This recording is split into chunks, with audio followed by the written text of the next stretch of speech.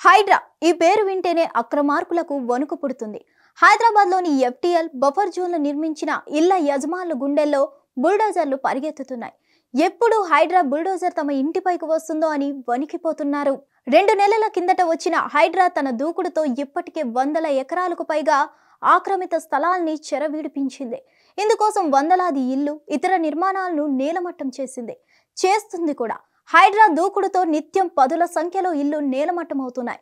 3 రోజుల క్రితమే హైడ్రా స్పీడ్కు హైకోర్టు కాస్త బ్రేకులు వేసింది. అయినా హైడ్రా కూల్చివేతలు మాత్రం పూర్తిగా ఆగలేదు. అదిలా ఉంటే తాజాగా తెలంగాణ ప్రభుత్వం హైడ్రాకు మరిన్ని అధికారాలు కట్టబెట్టింది. హైడ్రాకు చట్టబద్ధత, అధికారాలను కోర్టుతో పాటు పలువురు ప్రశ్నిస్తున్నారు. ఈ తరుణంలో రేవంత్ ప్రభుత్వం కీలక నిర్ణయం తీసుకుంది.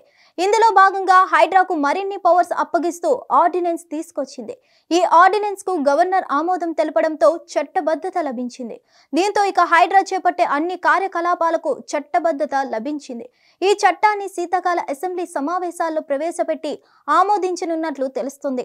అప్పటి వరకు ఆర్డినెన్స్ హైడ్రాకు రక్షణగా ఉంటుంది. ఇటీవల రూపొందించిన ఆర్డినెన్స్ పై గవర్నర్ పలు సందేహాలు వ్యక్తం చేశారు. వాటిని పురపాలక శాఖ కార్యదర్శి దానకిషోర్ నివృత్తి చేశారు.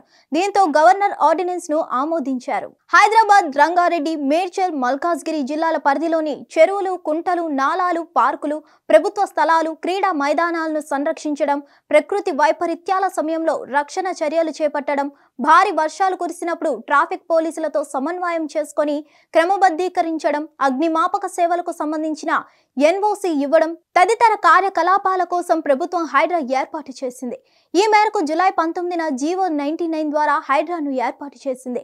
ప్రభుత్వ ఆస్తుల పరిరక్షణ విభాగం, విపత్తుల నిర్వహణ విభాగం ఇప్పటికే తమ పని చేస్తున్నాయి. తాజాగా ఆర్డినెన్స్ తో మరిన్ని కీలకమైన అధికారాలను హైడ్రాకు కట్టబెట్టింది. హైడ్రాను మరింత బలోపేతం దిశగా పలువురు ఉన్నతాధికారులు, సిబ్బందిని నియమించింది. మరిన్ని అప్డేట్స్ కోసం stay tune to hit TV.